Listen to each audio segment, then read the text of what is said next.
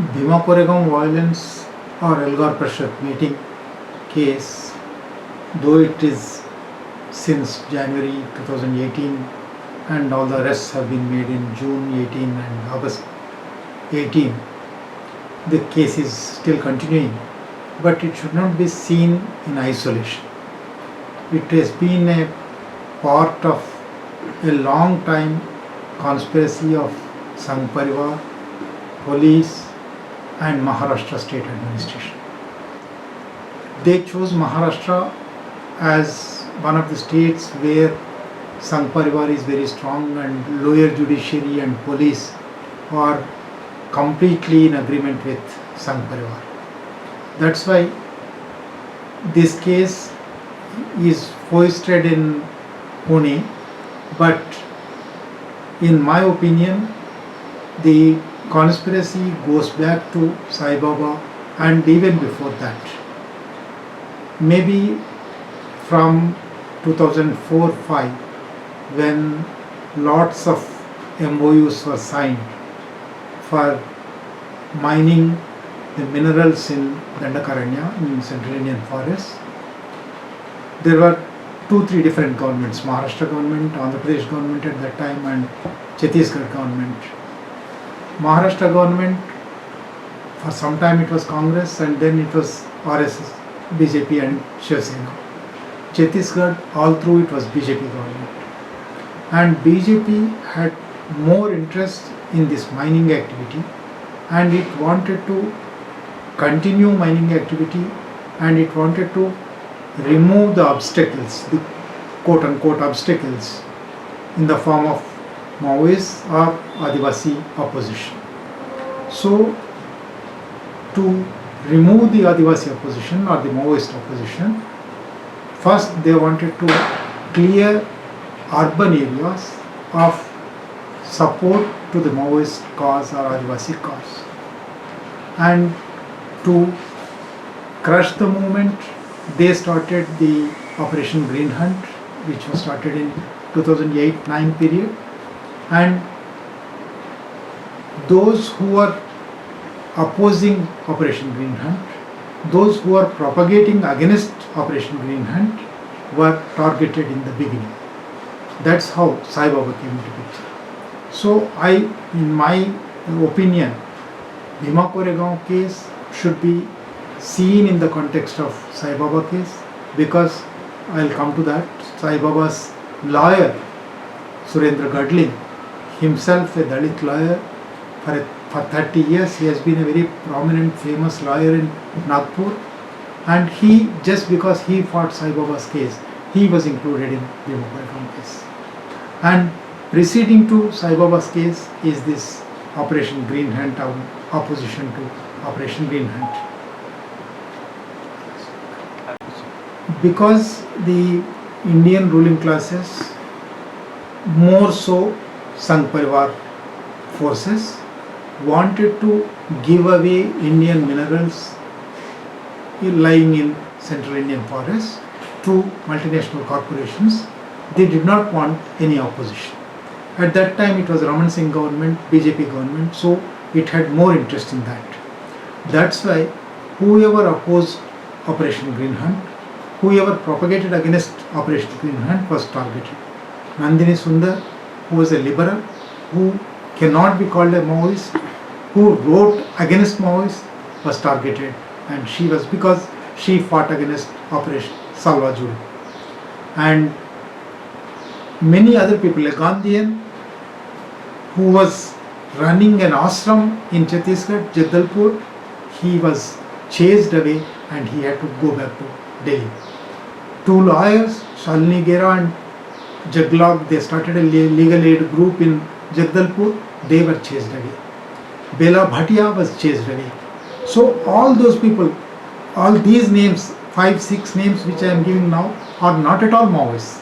They were liberals, Democrats, they were fighting the cause of Adivasis, but they were also targeted. And when liberals were also targeted, Maoists, you cannot even imagine what kind of ordeals they had to undergo. Sai Baba, that's why Sai Baba was propagating against Operation Green Hunt.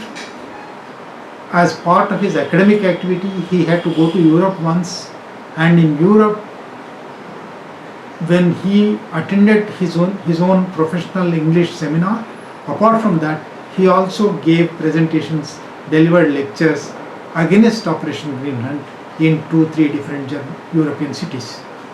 So Sai Baba was targeted because Sai Baba, because of his presence in Delhi and because of his lectures in Europe, he was propagating this opposition to Operation Green Hunt. So he was targeted. And Chidambaram, on the floor of the house in Lok Sabha and even outside, named Sai Baba and said, these urban Naxalites are more dangerous. So from there, see, the opposition to Operation Green Hunt is the beginning point. That is, opposition to selling away, giving away our own mineral resources to multinational corporations is the starting point. So that's how by 2009-10, by 9, Salva-Judum, Supreme Court itself said Salva-Judum is an extra legal force, illegal force, it should be disbanded, abandoned, and then they abandoned and they started an auxiliary force under various names. So from 2009-10 onwards, it's all under Congress government, it's not NDA government, it was UPA government. But by then, the onslaught of ruling classes against all those who are siding with Adivasis started. 2014 was the first attempt. Sai Baba's house was raided. Sai Baba's house was raided on a very flimsy ground. They said there was some theft in Gadchiroli. Gadchiroli is in Maharashtra, but that is next to Chhattisgarh, that's bordering Chhattisgarh. So they wanted to connect Chhattisgarh and Maharashtra, and they wanted to use Maharashtra because in Maharashtra all the judiciary and police are with RSS. In Gadchiroli, they said in Aheri police station, it's a very small town, in Aheri police station limits there was a theft, and that stolen property was supposed to be in Sai Baba's house in Delhi, so that's why they came. They searched the house, they did not get any stolen property, but they seized his all electronic devices, his laptop, his hard disk, his cell phones, his pen drives, and after 6 months or 8 months, they said in these hard drives and laptop, they found that Sai Baba was closely interacting with Maoist cadres in Chhattisgarh and Maharashtra. One Narmadakka, who was part of the Maoist movement in Chhattisgarh, was supposed to have written a letter to Sai Baba, and Sai Baba was booked in that case. Not only Sai Baba, a journalist who worked earlier with Times of India in Uttarakhand, Prashant Rahi, and a JNU scholar,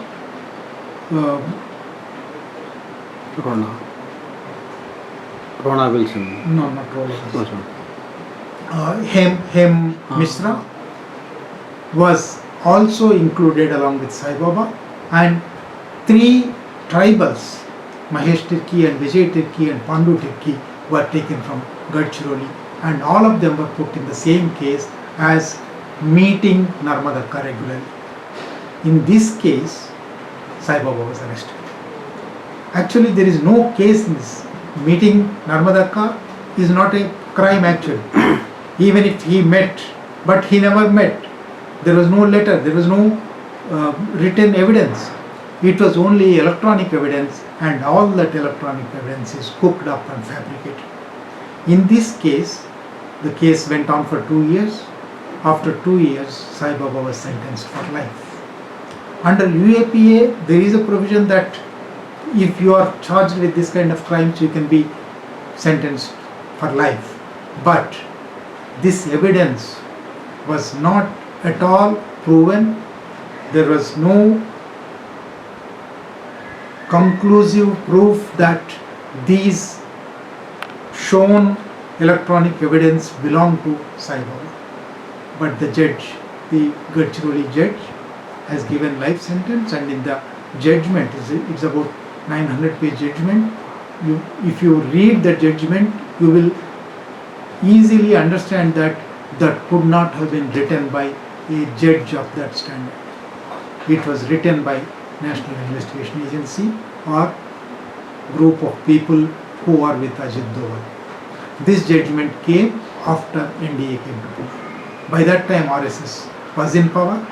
So RSS made this judgment and wanted to show Sai Baba as a demonstration that whoever in urban areas supports Maoists, supports Adivasi cause, they will be treated like this, they will be punished like this, whatever may be their health ailments, whatever may be their physical condition, they will be harassed like this. This they wanted to show. And in that judgment he writes, police could not provide any evidence that Sai Baba committed this crime. But Sai Baba's brain is so powerful. He is 90% disabled. He cannot move without the help of anybody else. But his brain is so powerful. That's why that has to be punished. This was written in the judgment. And not only that, he said, in the previous paragraphs he was saying that there is no evidence, and when concluding paragraphs he was saying in the judgment that law is binding my hands to give only life sentence, otherwise he deserves a larger punishment, that means capital punishment.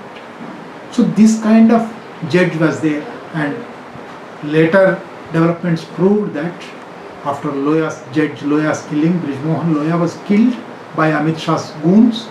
That shows lower judiciary, if it is not towing the line of the RSS, will be killed.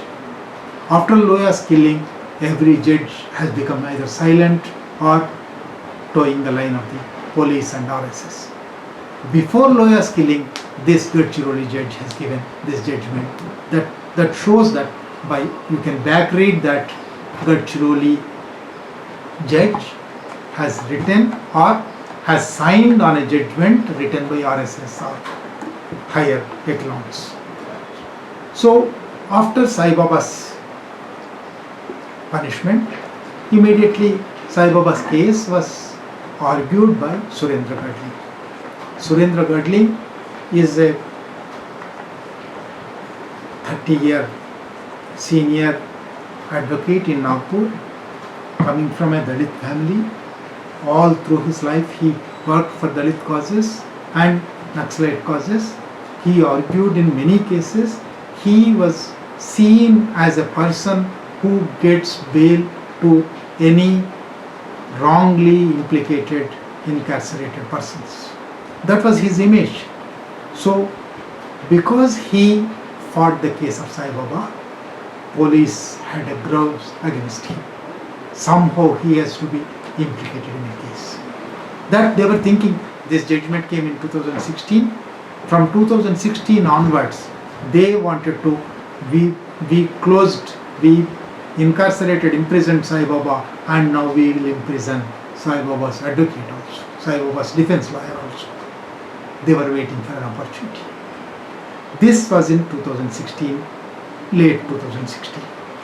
In 2017, December, this Bhima Koregaon, this is an annual affair. Again, this is actually, this whole case is such a complex thing. We have to go back to history and come forward, and so many things are mixed up. Bhima Koregaon is a symbol of Dalit assertion. Bhima Koregaon is a symbol of fight against Brahminical forces, Peshwa forces. Bhima Koregaon has been in celebration since 1928, when Ambedkar first time went to Bhima Koregaon and said this, actually Bhima Koregaon, the memorial statue was built by British in 1860s or 1870s. In 1818, there was a struggle, there was a war between Maratha forces and Peshwa forces and British East India Company. At that time, even it was not British rule, it was only East India Company forces. And Peshwa rule, Peshwa Bajirao III, who ruled Pune, was an atrocious Brahmin king. Under him, the oppression and discrimination against Dalits was the highest. The pot to the mouth and the broom to back was started by Bajirao Peshwa, the Peshwa rule. And Dalits were against this Peshwa rule. They wanted somehow to overthrow Peshwa rule, and when East India Company started a war against Peshwa, Mahars joined that forces. Now, even Anand Teltumde has taken a different position. He said the Bhima Koregaon war was between nationalist forces and British forces, colonial forces. How can you support colonial? At that time, it was not a colonial. The ideas of nationalism and colonialism did not evolve at that time. It was only, actually there were so many hundreds of wars between kings, Indian kings only, whatever may be their religion. So there was no question of nationalism. And there were many kings who supported the quote-unquote colonial forces, East India Company army. So that way, hundreds and thousands of lower classes people, maybe in present day nomenclature backward castes or Dalits, who were not supposed to join army, who were not allowed to join army because of the untouchability, they joined East India Company forces. And Bhima Koregaon on January 1st, 1818, on the banks of Bhima, in this village Koregaon, there was a war. Peshwa army was in thousands, East India Company army was in only hundreds, but Mahar spirit, the Dalit spirit, the Bahujan spirit of East India Company fought out, defeated Peshwa army. That's how Peshwa's rule declined, and finally within 20 years Peshwa rule has gone away. After 20 or 30 years, British erected a memorial statue there in the memory of those who laid down there. About 49 soldiers of East India Company also died. Out of the 49, 20 or 20 odd were Dalits, Mahars, and other 20 are different castes. There was a memorial statue. This memorial statue for 30 years or 40 years, it was just lying and nobody cared for it. In 1920s, Baba Saheb went there and said, this is a symbol of our valor. This is a symbol of our fight against, our determination against Brahminical forces, Hindutva forces. So we have to celebrate this. Since then, from 1920s onwards, this Bhima Koregaon memorial statue is being celebrated on every January 1st. This is history. Every year, lakhs of people attend. In 2017, about 10 lakh people attended. In 2018, January 1st, when this happened, 14 lakh people attended. Even after that, in 2016, 17, 18, 19, lakhs of people are attending that, and all over the place. When I visited Bhima Koregaon, when I went to Pune court, on a normal day, when I was there for half an hour, 3 or 4 bus loads of Maharashtrians from different places, they came and they paid their respects to the memorial column. So that is how the memorial statue and Bhima Koregaon celebrations have become a symbol of Dalit assertion in Maharashtra or neighboring parts. In 2000, 2017 31st, because of Modi's rule, because of the rise of Hindutva Brahminical forces, many mass organizations in Maharashtra thought that now this year Bhima Koregaon should be celebrated to fight out Nahi Pishwahi. They said Nahi Pishwahi nahi chalegi. Earlier, this same Bhima Koregaon martyrs have ended Pishwahi rule. Now we will take that spirit and end Nahi Pishwahi rule. So the major slogan given on 2017 December 31st was Nahi Pishwahi nahi chalegi. On that slogan, they held a meeting in Pune, not in Bhima Koregaon. A day earlier, on December 31st, in Pune there is a place called Shaniwar Wada, which was Pishwa's major seat of power. The old ramparts are there because now it's ruins only.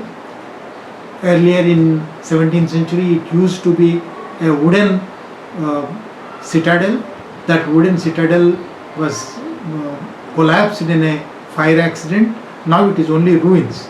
But every day thousands of people visit that ruins, and just in front of that ruins there is a ground.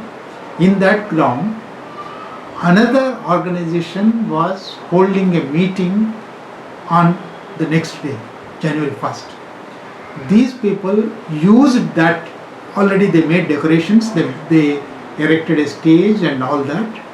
These people, because this is called Elgar Parshad. Elgar Parshad means in Marathi awakening meeting.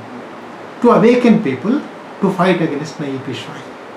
This Elgar Parishad was led by two former judges. One is Kolse Patel and one is P.B. Sawant. These two are respected Maharashtrian jurists. Both of them worked as judges and retired. They were leaders and they called this meeting, and in this meeting different people, Rohit Vemula's mother Radhika Vemula attended that meeting, Jignesh Mevani attended that meeting, Omar Khalid attended that meeting, and Prakash Ambedkar attended that meeting. Different people were called, none of them is a Maoist. Sudhir Dhawle, he who is founder of Republican Panthers in Maharashtra, in Bombay, who also runs a cultural magazine called Vidrohi. He is editor, publisher of that magazine. He is a cultural activist, he sings. He was also part of that. So that means even Elgar Parshad meeting cannot be said as a Maoist meeting. It is at the best organized by two jurists, former judges, and attended by Dalit and Democratic Bahujan leaders. Sudhir Dhawle was also one of them. Kabir Kala Manch, an organization which maybe they support Maoists, but basically it is a Dalit cultural forum from Shambhaji's days of 1970, from Dalit Panthers days of 1970. In Maharashtra, there is a confluence of Dalits and Maoist forces, Naxalite forces. So he comes from that stream. He was also one of the speakers. There in the meeting, he quoted from a play of Bertolt Brecht of 1930s. That is called A Good Woman of Szechuan. That is a play, a drama written by Bertolt Brecht. That woman who was a prostitute, who was wronged by everybody, who did not get any support, she says in the play, these were the lines written by Bertolt Brecht. She says, if an injustice committed against your brother is not opposed in this city, what if this city is burnt away? These were the lines. He read the Marathi translation of those lines. if nobody from this city opposes injustice, what if the city remains or extinguishes in fire? These were the lines, and he read out those lines in his speech, part of his speech. That's how there ends that meeting. Next day, this meeting was attended at most by 700, 800 people, not more than 1000 people. Next day, in Bhima Koregaon, 10 lakh people, 12 lakh people were in processions coming to the memorial statue to Koregaon. There, two RSS organizations under Shambhaji Bide and Milind Dekbote, these two are prominent right-wing Hindu extremist leaders in Pune, and Shambhaji Bide is called as Guruji by Modi himself. These two persons gave a call that Dalits should be taught a lesson. They should not be allowed to hold a meeting, celebrate against Peshwas, against Brahminical forces. This year, this celebration should be disturbed. This call they gave, this was an open call. They said, actually, a fact-finding committee appointed by Shiva Sena, appointed by Pune Municipal Corporation, in its report said where they bought kerosene, where they bought petrol, where they bought knives. All arrangements were made, and they went and they attacked the processions. In the attacks, one person died there itself, and two people died later in the hospital, and hundreds of vehicles were burnt, all properties were destroyed. Not only that, there is a 200-year-old grave of a Dalit leader who supported and who cremated Shivaji's son when no other persons, because Aurangzeb killed him and no other persons went, fear of Aurangzeb, and this Dalit leader who went and cremated Shivaji's son's dead body.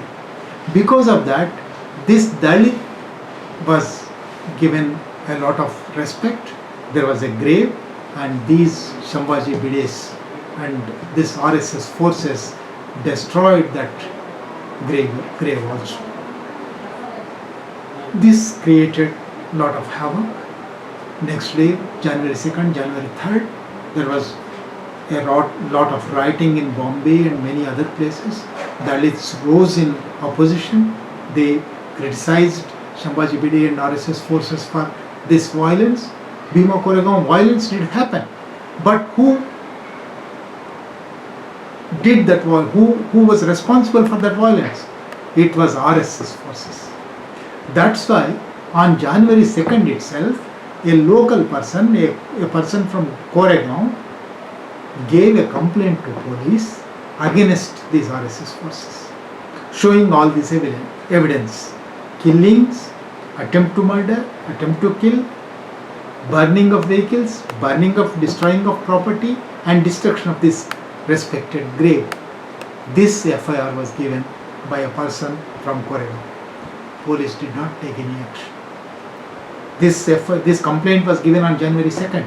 January 1st, the violence happened. January 2nd, the complaint was given. No action was taken. On January 7th, a new complaint was filed. This complaint was filed by a petty trader in Pune. He was not in the scene of violence. He was not from Koregaon. He did not go to that celebrations. What he said in the FIR was, all this violence was a result of the Elgar Parishad meeting. And in the Elgar Parishad meeting, Sudhir Dhawale said, let this city be burnt. And in that meeting, Kabir Kalamanch sang songs of hatred against Brahmins, against Hindus. That's why the violence happened. Immediately police took that complaint and booked an FIR. That is how Bhima Koregaon violence case was booked on January 8th, 2018. At that time it was only a normal case of arson and violence and burning, and immediately they have put 5 or 6 Kabir Kalamanch singers, Sudhir Davle, and 5 underground Maoists of Maharashtra. This with 10 names or 11 names, they and others. Naturally, in any FIR, police write, they give some names and add and others. In this and others, anybody can be booked anytime. This happened in January. In March, in this case, 120B was added. Section 120B of IPC is called criminal conspiracy. Otherwise, in any case, whoever is on the scene can only be booked. They have to be at scene, they have to be participating in that, they have to be in the vicinity. That is the condition for any ordinary crime. But 120B says criminal conspiracy means you can be anywhere on the globe, you might have conspired to do that, to do the violence. So that means anybody can be booked in this case. Anybody from the world can be booked in this case. So in March they added 120B, and thereby they extended the scope of the case, scope of the names of the accused. In May, they raided the houses of Rona Wilson in Delhi and Surendra Gadling in Nagpur. In Rona, this happened in May. Just because in March they extended the purview, in May they added Rona Wilson's name also and Surendra Gadling's name also. Sudhir Davle's name was also there, already there. Now, after Rona Wilson's attack, raid, they said in Rona Wilson's laptop we found 3 letters purportedly written by Milind Teltumde, who is a Maoist leader in Maharashtra, who is brother of Anand Teltumde, and because of that, now this is a clinching evidence of unity between Dalits and Maoists. So that is how Surendra Gadling was brought into. So the basic idea was to break the unity that was emerging between Dalit and Maoist forces in Maharashtra. This another attempt was to terrorize all those who were supporting, who were fighting the cases as lawyers, as intellectuals, as public intellectuals, as teachers who were supporting the cause of Adivasis and Maoists. So on June 6th, again they raided the houses of Sudhir Davle in Bombay, Surendra Gadling in Nagpur, Shoma Sen in Nagpur. Shoma Sen is a professor in Nagpur University, professor of English in Nagpur University. She was about to retire in that month. She was 60. And Rona Wilson's house again in Delhi. And all these people were arrested. 5 people: Rona Wilson, Sudhir Davle, Shoma Sen, Surendra Gadling, and 4. These 4 people were arrested. Then again in the laptops and again all electronic devices were seized from there. Actually there is no law that says you can take away anything like that. But under UAPA and under NIA Acts, police are given this kind of powers, and that's how they collected the data and said, in this data we found conclusive proof of, prima facie proof of all these people involved. They gave money, they collected money to Elgaur Parishad case. They also were planning to assassinate Narendra Modi, and they were also getting arms from Manipur and Nepal, all kinds of. For all these accusations, actually there is no evidence, even in the evidence shown by electronic evidence shown by the police. Many legal experts, journalists and web magazines and newspapers have written and have punctured the police version of these letters. But then in August 28, again all over India in 8 or 10 houses were raided, 5 people were arrested, and 6 people were arrested, and immediately in Gautam Navlakha's case and Anand Teltumbde's case, Anand Teltumbde was not in town at that time in Goa, his house was in Goa Institute of Technology, and Sudha Bharadwaj was in Delhi, Gautam Navlakha was in Delhi.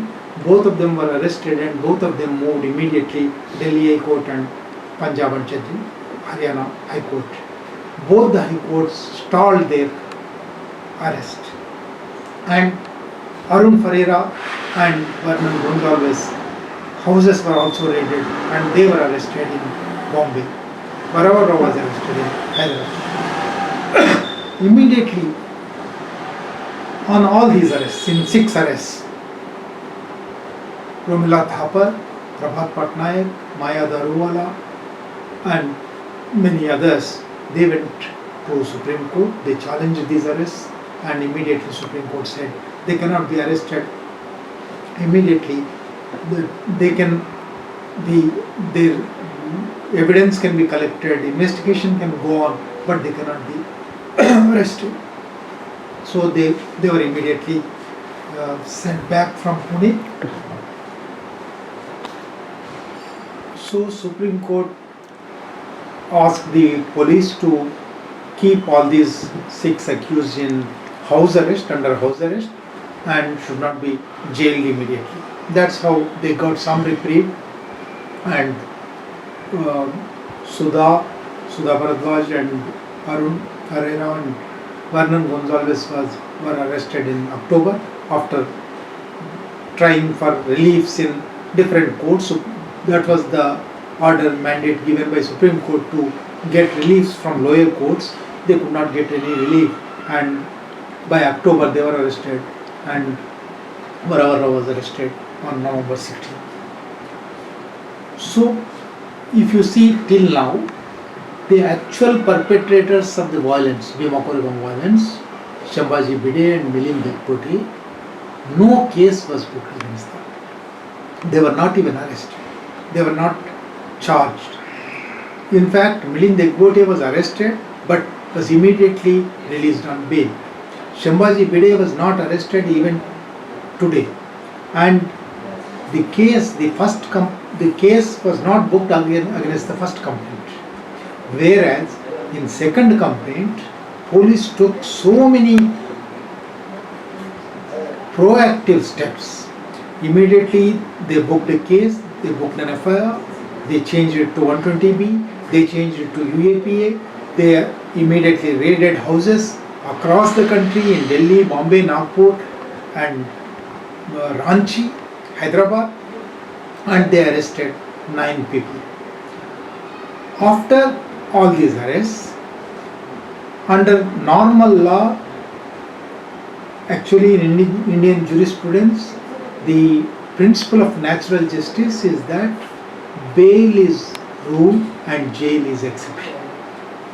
If anybody is arrested, unless there is a suspicion that he will avoid trial, unless there is a suspicion that he will flee away from the country, unless there is a suspicion that he will avoid police and will not come to court.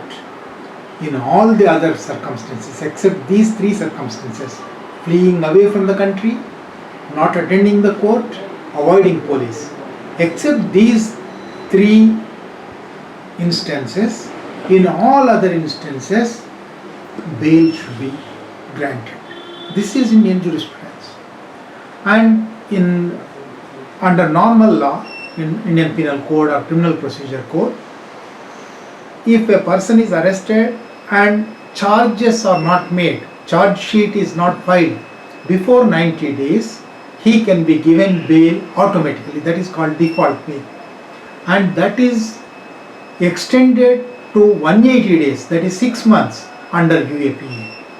But in this case, shows the comparison between two cases, what actually happened and on whom the actual case has to be booked and what Pune police are doing. That shows, the comparison shows that there is a vindictive attitude, there is a conspiracy, there is a motive behind all this. And if you go back to the motive, why Surendra Gadling and Sudhir Davle were mixed with, because both of them are known Dalit leaders with Marxist leanings, Maoist leanings, that is not to be denied, with Varavar Rao or Shoma Sen or Arun Ferreira and Vernon Gonzalez, who for the last 30 years or 20 years or 50 years known as Maoists. This mixture shows that they wanted to, one way, scuttle the unity between Dalit sections and Maoist sections, and two, to terrorize Dalit sections, saying that if you join hands with Maoists, you will be treated very badly. So this kind of message they wanted to send to Dalit forces, because Nayi Peshwa, his slogan is actually the trigger.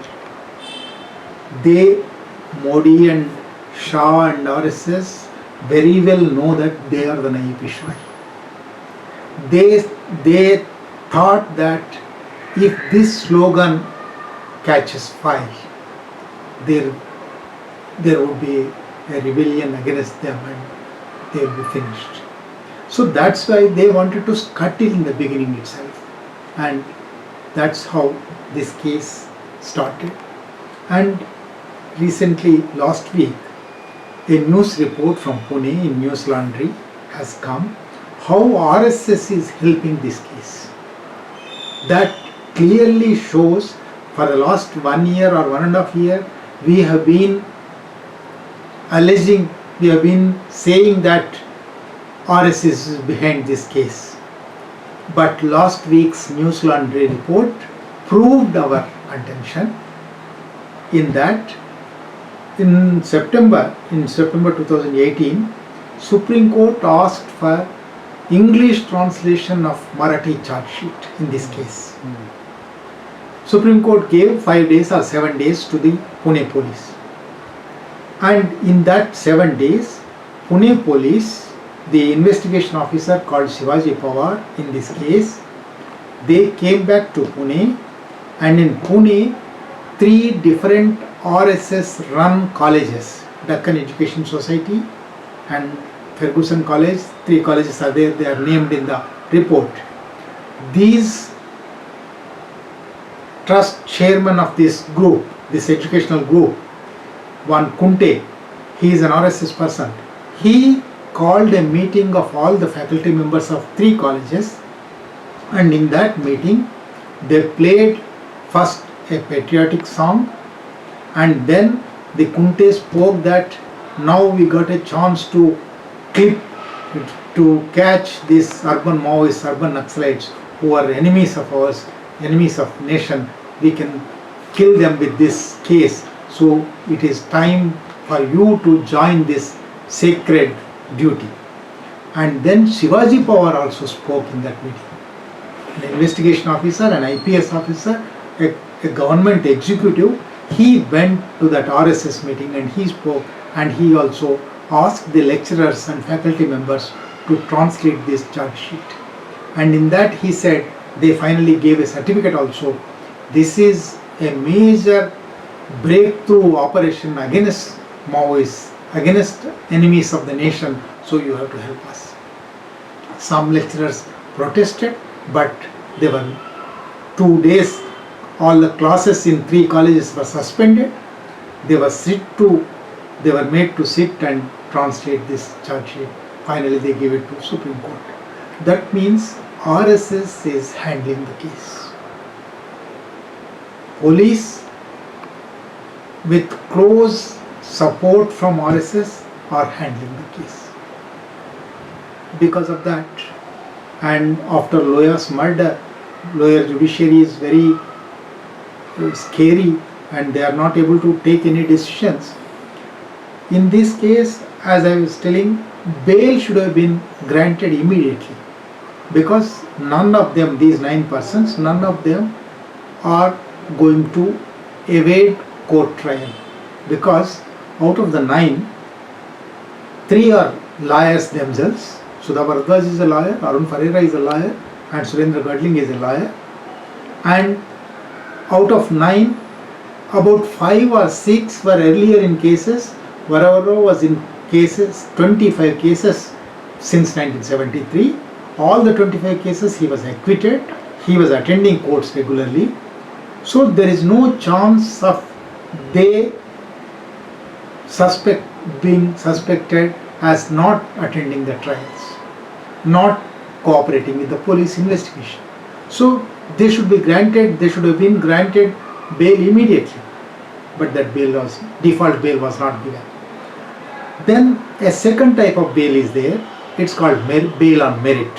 One is default bail. Default bail should be given if charge sheet is not filed within 90 days or within 180 days. In this case, within 180 days, charge sheet was not filed. On 181st day, charge sheet was filed.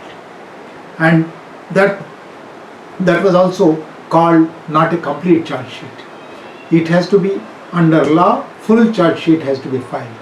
And full charge sheet has to be given to the accused. It was not given. So they are entitled to default bail also. There is a second thing called merit bail. Merit bail means based on the arguments of the case, based on the allegations in the case, charges in the case, defense lawyers argue the case, and pending the trial, they can be released from jail on bail and they have to attend the court. Both bail petitions were argued in Pune special court. Special court was, a court was constituted for this case, UAPA court. There, a judge heard arguments, counter arguments from public prosecutor and another further arguments from defense for 4 months. That is from January to April end. And in May first week or second week, he said the arguments are over. I am reserving the judgment. I will come and deliver the judgment, and went on leave. That when he was in leave, he was transferred. A new judge has come. This new judge said, start over all over the arguments again. Whatever he heard, whatever you argued, I don't know. I have to hear the arguments again. And in between there is another hurdle. In any crime in India, in any crime under trial, an accused has to be given all charges and all the evidence for the charges to him. In this case, charge sheet was given, first 5,000 page charge sheet against first 5, and 1800 page charge sheet against the next 4. All that was given. But annexures were not given. The electronic data was not given. Then these people argued, accused argued, how can we argue our case? How can we argue our bail unless you give all the data to us? What charge I have been accused under, I should know to argue against it. This is a principle of natural justice. They asked for this, and public prosecutor and prosecution delayed that for 3 months, saying we won't give the charge against which you are arrested. And they raised many excuses. They said, if we give it to you, you will leak it and the other accused will make use of it. If you give it, it is too huge, voluminous, we cannot give it. All kinds of arguments were there. Finally, the old judge gave a judgment saying all their data should be given.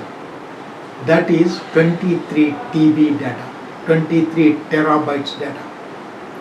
That has to be transferred and 10 copies should be made and given to them. Now it process started. This process on the present pace, if continues, it takes 230 working days. And each working day they are adjourning for 14 days each. That takes at least 6 years, 4 years to 6 years to get the data.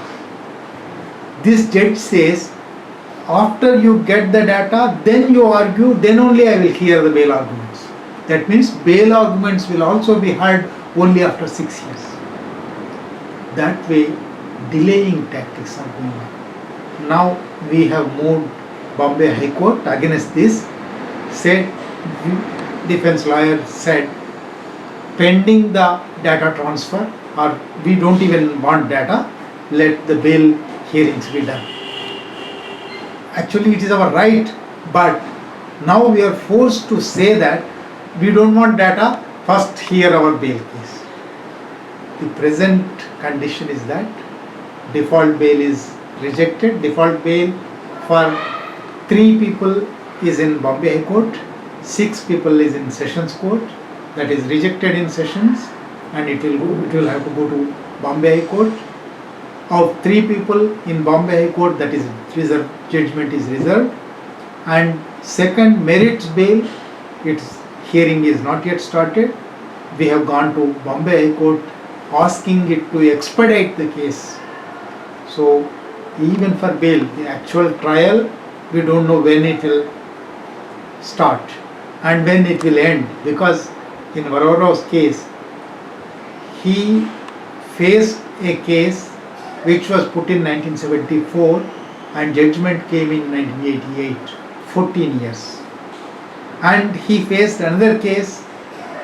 He was arrested in 1986 and charged under this case, and 2003, 17 years took to get the judgment, and in both the cases he was acquitted. But he had to be in jail for 7 years under these 2 cases. Now also, he, not only him, all the 9 people, finally this case may be acquitted because there is no evidence. All the evidence is concocted, cooked up, fabricated, because in electronic data you can create a password, you can create an email ID on anybody's name. You can create an email ID saying narendramodi@gmail.com and you can send a mail. You can show that as Narendra Modi sent a mail. That's how they made this. Rona Wilson sent this mail, Milind Teltumde sent this mail. All this is fabricated. This case will not stand the scrutiny of the law, but in the meanwhile they can be kept in jail, incarcerated for months, years, we don't know how long. So how about looks like the recent raid on honey? Doesn't look like they have stopped with Varavarao. The last thing was Varavarao, right? Others? Yeah, actually after August 28th raids across the country, they have not raided anybody else's house for next 6 months or 7-8 months. Again, I think in February or March, they raided Father Stan Swami's house in second time in Ranchi. He stays in a Christian missionary office. He is 85 plus. He is a Christian father. Just because he is working for tribals, he is fighting the tribals' cases, he was targeted. He is also called urban Maoist. And his house was raided on August 28, 2018. all his electronic data were taken, all his devices were taken, but he was not arrested. Again in February, his house was again raided, and in the 7-8 months, he collected a phone and he collected a laptop, and all that were again taken away. And after that raid, for 3 months there was no raid. We were thinking that okay, then this is over. Now Hani Babu's house is raided. And just because Hani Babu was in charge of Sai Baba Defense Committee. As I told in the beginning, Sai Baba and Operation Green Hand are connected with Bhima Koregaon. You cannot understand Bhima Koregaon just in isolation. In Hani Babu's house, they said, we are conducting this search in relation with Bhima Koregaon case. Hani Babu never went to Bhima Koregaon. Hani Babu has nothing to do with Bhima Koregaon. For that matter, even these 9 people, except Sudhir Davle on the stage on Elgar Parshad, nobody else ever went to Bhima Koregaon celebrations, to Elgar Parshad case. Hani Babu also like that.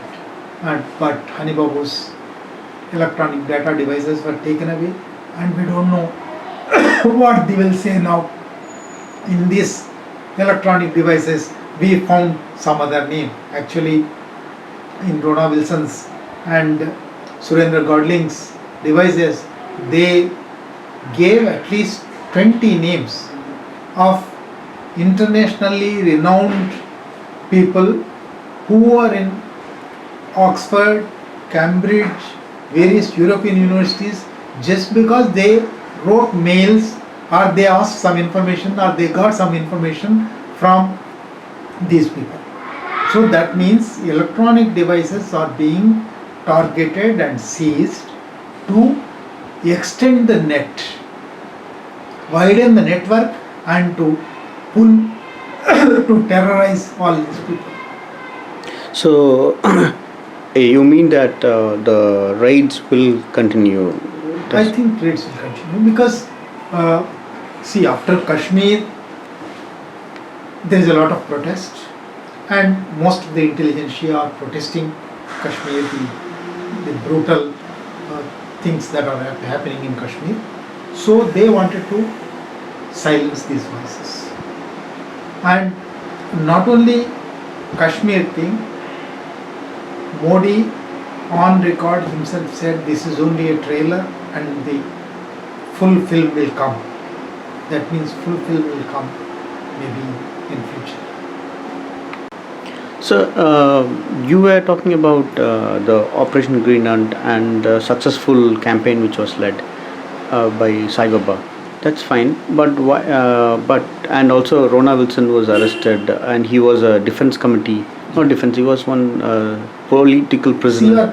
CRPP. Committee for Release of Political Prisoners. And that he was, and Hani was a defense committee. Yeah. So this defense committee was particularly mobilizing fund and looking after the court cases, right? Sir? Yeah. So, but why police is threatened with that defense committee role of his? See, now they don't want anybody to support or take up the cause of Adivasis, Dalits, minorities, and whoever all those people arrested on these causes should be kept in jail. Nobody should talk about them. Nobody should fight their cases as advocates. Nobody should write about them. See, in these 2 cases, in Bombay High Court, when the bail arguments of Vernon was going on, the public prosecutor, the police prosecutor, she said Aruna Pai, she mentioned 5 or 6 different names. All this, we did not find any electronic evidence against Vernon Gonzalez that is linking him with Bhima Koregaon case. But we found in the raid, in search, we found some incriminating documents. By titles itself we can see it is highly incriminating. What are the titles? Jai Bhim Comrade. Jai Bhim Comrade is a film by Anand Patwardhan, an internationally acclaimed film. That CD they found, and that is being shown as an incriminating number. And other is Kabir Kalamanch's CD of songs titled Rajya Daman Virodhi. Rajya Daman Virodhi by title, she was saying it is highly incriminating. And in the same vein, she said War and Peace. That is War and Peace. Judge mistook it as for Tolstoy's War and Peace, and all that controversy was raised.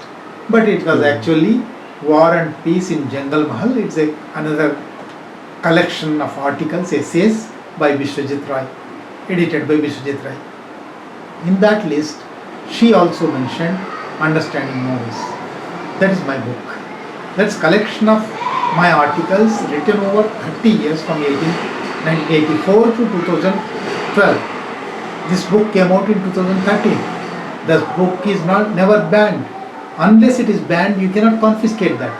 You confiscated that and showed that in the seized property, and you raised the title to oppose bail in Bombay High Court.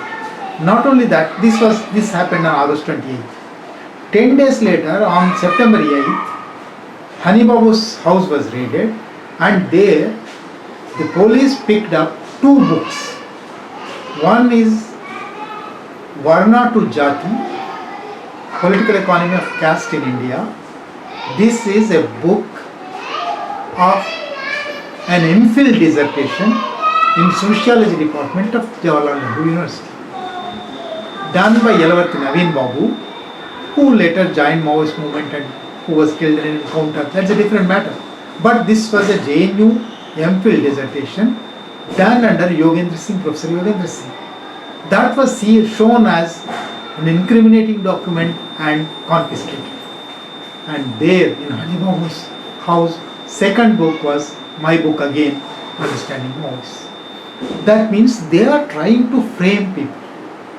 They are trying to raise objections on books freely available in the market. My book is available on Amazon even now at this moment.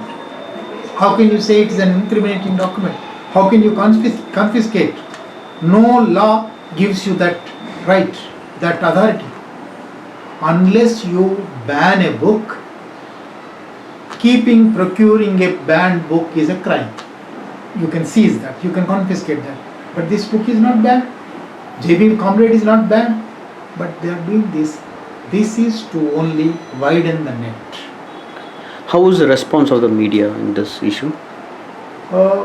Media, see, for the first thing, when the media thought it was Tolstoy's War and Peace, there was a hue and cry and everybody opposed and everybody wrote.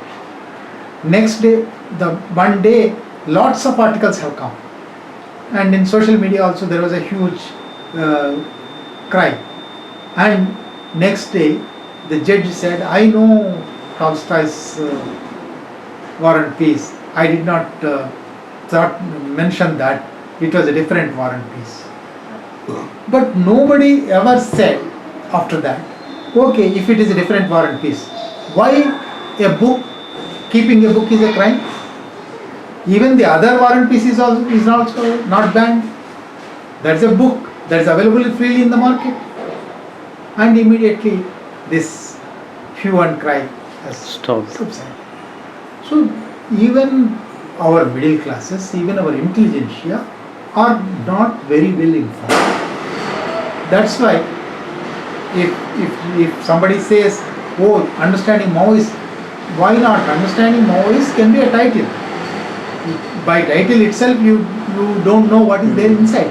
It may be supporting or it may be criticizing. Actually, in this case, interestingly, my book, I sympathize with Maoist ideology and all my articles support that. That's a different matter. But a person who works for Institute for Defence and Strategic Studies, P.B. Ramana, who has been writing against Maoist movement and who is appealing to the government, advising the government to crush with iron heel, he collected all his articles into a book form. He also named his book as Understanding Maoists. What does that mean? Understanding Maoist title can mean both. By title you cannot say unless it is banned, you have no right. But that's what they are doing. So the media overall coverage, how is this overall? Because I found that Bhima Koregaon case, actually it's a very important case in Indian legal history. Pune Times of India and to some extent Indian Express are carrying it very well. Pune Times of India is carrying it every day. Maybe Marathi Press is also carrying, but no other national newspapers. Even Pune Times of India carries it. It is not carried in Bombay Times of India and Hyderabad Times of India. No other edition is carried. Only Pune edition. Pune edition is carried. Electronic media? Electronic media has stopped actually on August 28th and on November 16th and October 26th. When the arrest took place, electronic media carried a lot and carried debates and news stories and all that. But after that, for electronic media, what matters is a sensation. Unless it is sensational, they don't care. The processes, the regular continuous processes, they don't take at all. So last question from my side is, so when we talk about Maoist, the brand which you were speaking in the video, that the brand of Maoist, when it is tagged, other people move away from it and especially connected with the violence. So is that a justifiable or it is not a justifiable approach? One, adding to that, the public's opinion of seeing them, okay, if it is War and Peace, not Leo Tolstoy's, if it is other War and Peace, it's fine. So these two kinds of approaches, how do you respond? See, in the last 50 years, state and ruling classes have been successful in branding Naxalites and Maoists as dangerous, Aren't they? as violent. But philosophically and politically, what they have been saying is not violence, it's counter-violence. System has violence, structure has violence, ruling classes have violence, people have a right to counter-violence. This is what they have been saying. This is what they have been indulging in. And whatever may be their goal, capturing state power and all that, till now, all the incidents in which they are involved are taken together. Always it has been only counter-violence, not violence. In response to something? Yeah, in response to something.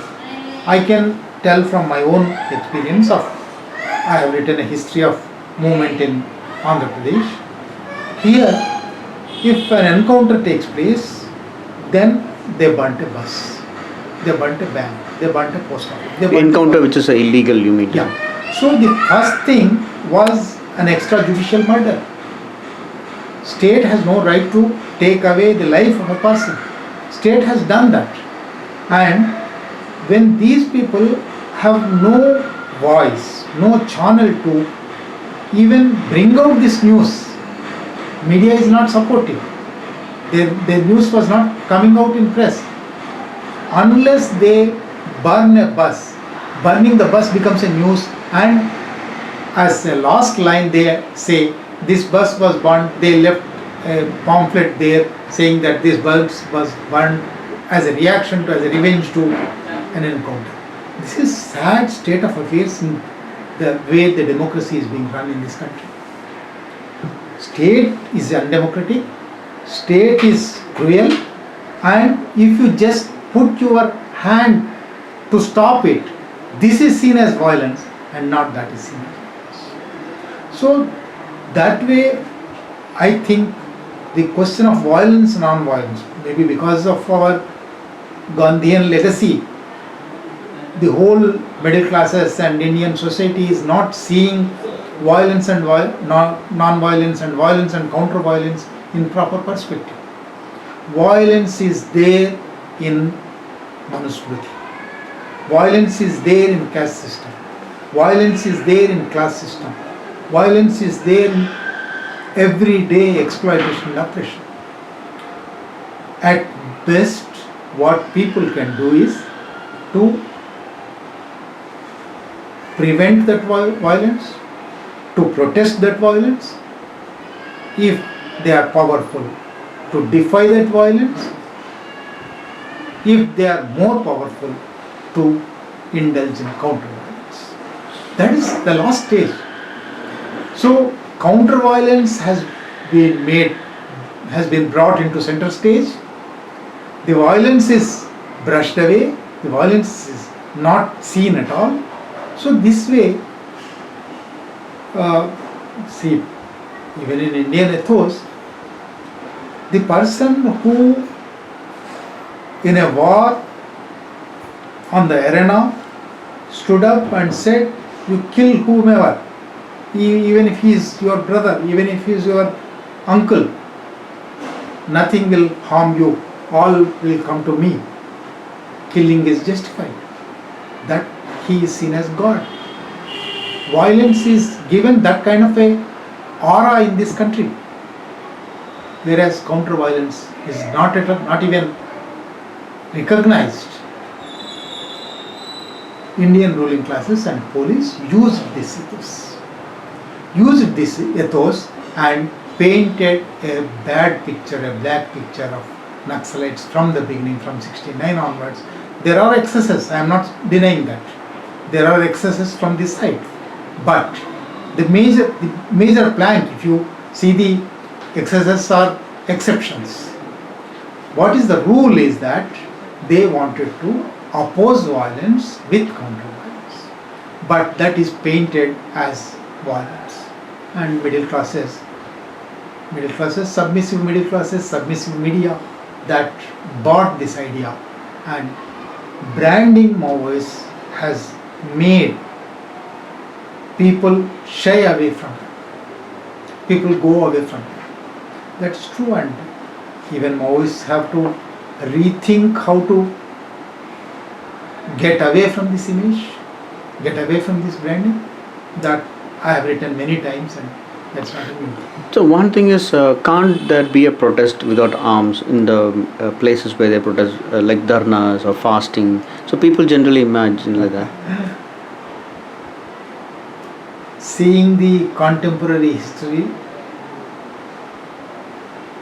can you show me one instance where unarmed protest is respected, solved? Not even a single. Armed or unarmed is a different matter, keep that aside. What is Unnav's case? They were not armed, they were not even protesting, they were going by law. This MLA used me as a sexual object, raped me for so many years. They were using legal means. They tried to give a complaint. The complaint was not taken. Then he was, by force, that complaint was taken and FIR was booked. Immediately her father-in-law was arrested under a false case. Again her car was rammed by a truck. Her aunts were killed. Her lawyer was tried to be killed. She was tried to be killed. This is one case. Which is happening in the cities and towns which we read. And that is a different thing. Take Rohit's case. He was not armed. He was protesting, that is true. But his protest was under the democratic norms. He never exceeded that. What happened to him? Not only that, after his death, after his murder, hundreds of people were detained, lathi charged, arrested, put under cases. This is the status of affairs in the country. Hundreds and thousands of cases are like this. What happened in Kudankulam? It is not armed protest. What is happening in Neyamgiri? It is not armed protest. What is happening in Narmada? It's not armed protest. In case of armed protest, you have a justification that because they are armed, we are using arms. But in all the other cases, even that excuse is not there. Indian state is violent. Indian state is, as recently a journalist wrote, it is a malevolent republic. This malevolence, they think, because of their ideology, this malevolence can only be fought with violence. That's a different matter. But what about the intelligentsia? What about the democratic sections? What about the liberals? What about the people at large? How are they going to challenge this malevolent republic? So one more question is like there are so much of violence, like after abrogation of 370, pellet gun injuries, and then lynching happening and death, and so many even rapes, and naked women and men shown displayed. So but there is no any consensus of majority to oppose this kind of a violence, but at the same time, yeah, why is that? Uh, that's a very serious question to explore, to be explored by all democratic sections, freedom-loving sections. I think with my study and with my study of history, I can say there are 2-3 different layers of answers. Even since the colonial times, any injustice was opposed by people, but the people's anger against injustice has to be channelized by a leadership, a guiding force, a middle class. This has been there since 1857. Yes, since 1857, it was middle classes who led, who guided. The foot soldiers were people only in every struggle, but these were the guides. Post globalization, post 1992, this middle classes started getting crumbs of these results of globalization. So this began, that section at large started becoming corrupt. In all earlier pre-1992 struggles, middle class played its role, its valiant role, its dynamic role, its leadership role, its guidance role, its becoming a spokesperson for the people. But post-92, middle class started going out of that role. That's one thing. Even now, people are angry. People are ready to fight. People are ready to come onto streets. But there is no guiding force. There is no channelizing force. That is the major, I think, that is the major difficulty. And given post-demonetization, post-GST, the anger across the country is so much. People in every walk of life felt that pinch, wanted to fight, wanted to question, wanted to protest, but protests were not organized. The small minority of middle classes, conscientious middle classes who are still trying to fight are not sufficient to lead or guide those people. That's why now they are restricted to hall meetings and social media protests, and that's